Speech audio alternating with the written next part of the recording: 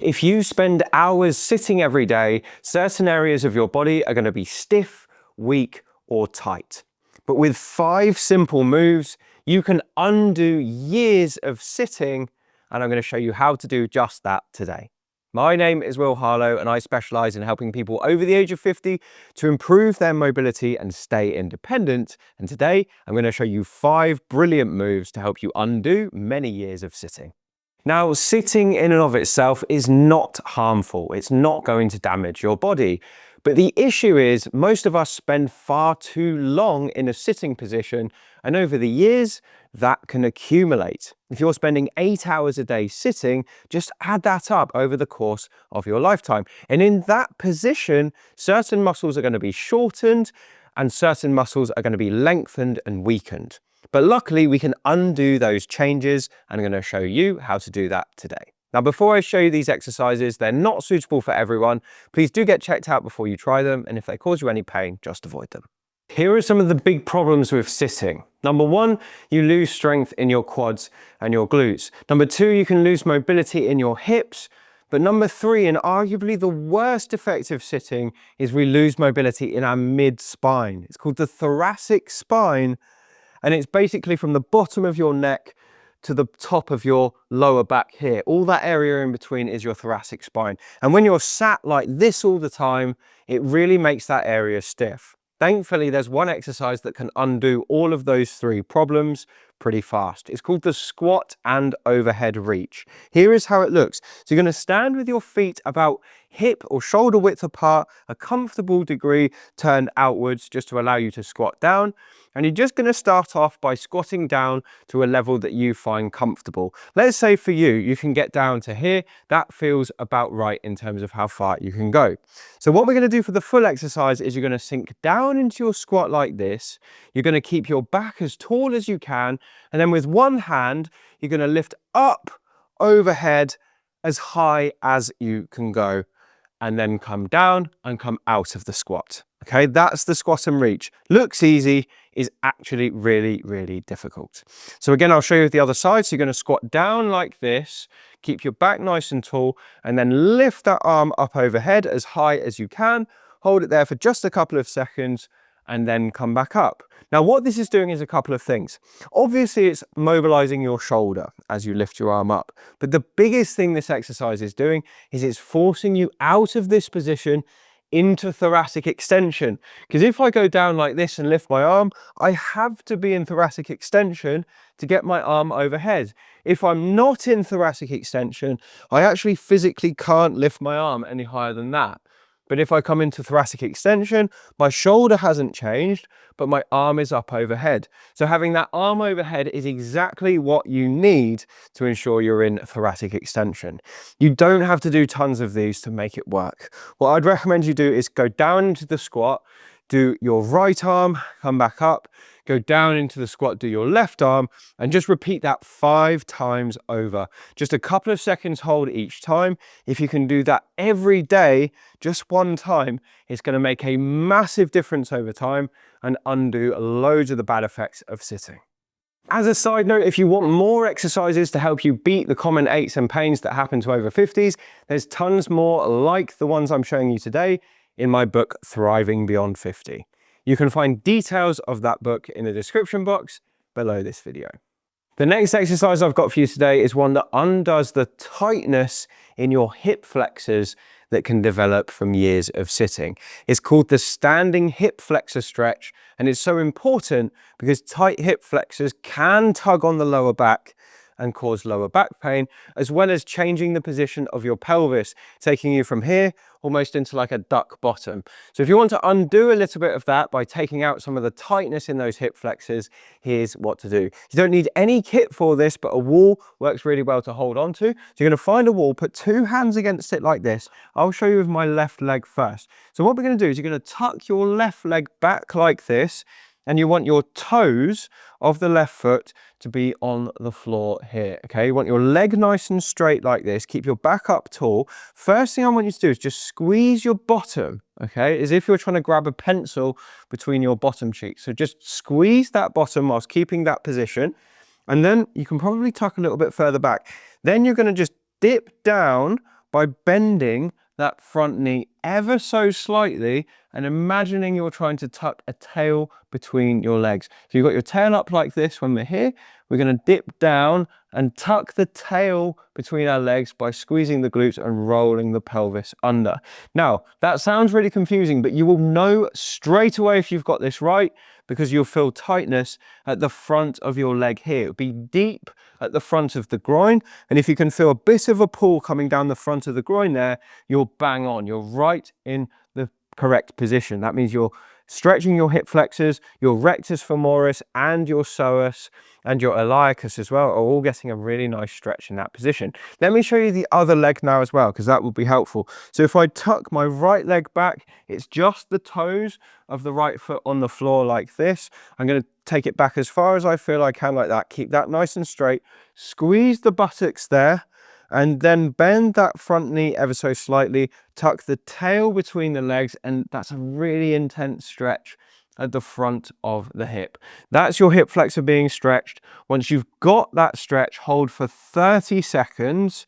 Just do one on each side, but try and come back to it about 3 times throughout the day. So do one in the morning, one at lunchtime, one in the evening, and then you can check the box for that day. It only takes a couple of weeks to undo years of hip flexor tightness if you're consistent with these stretches. It really doesn't take that much.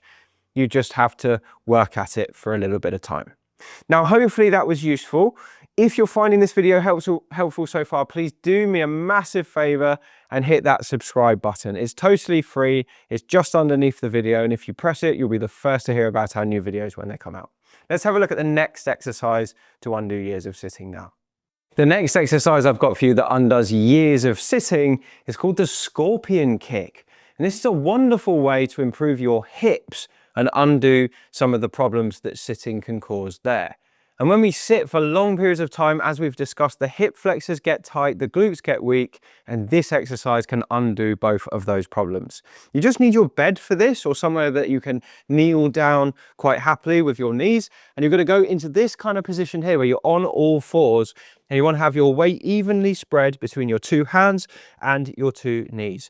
You're going to rock most of your weight over onto one side, just so you can free one of your legs, and keeping your spine in about a comfortable neutral position. You're going to take this free leg and raise it up like this, as if you're trying to touch your heel on the ceiling, and then come back down. Now, the challenge here is to not get your back involved, because you could do that, but that's going to strain your lower back really, really fast. So you want to keep your back in neutral and then slowly lift that hip like that without letting your back kick in. You might not be able to get your leg perfectly straight in the air. You can see I'm struggling a little bit to do that without my back moving.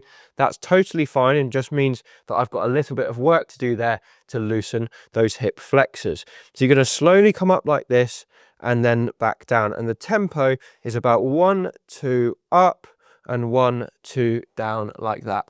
If you can do 10 to 20 of those in a row, then swap sides. So take most of your weight over this way, free that leg, and then up 1, 2 and down 1, 2, keeping that spine nice and neutral all the way out, and trying to keep the angle between your knee and your shin the same all the way through the movement. Bit of a challenge, but a really, really good exercise to strengthen those areas. Give that a try, 3 sets on each leg. Try and do it a couple of times a week, and it will undo a lot of the problems that happen around this region. The next exercise I've got for you to undo some of the unwanted effects of sitting is one that strengthens your glutes.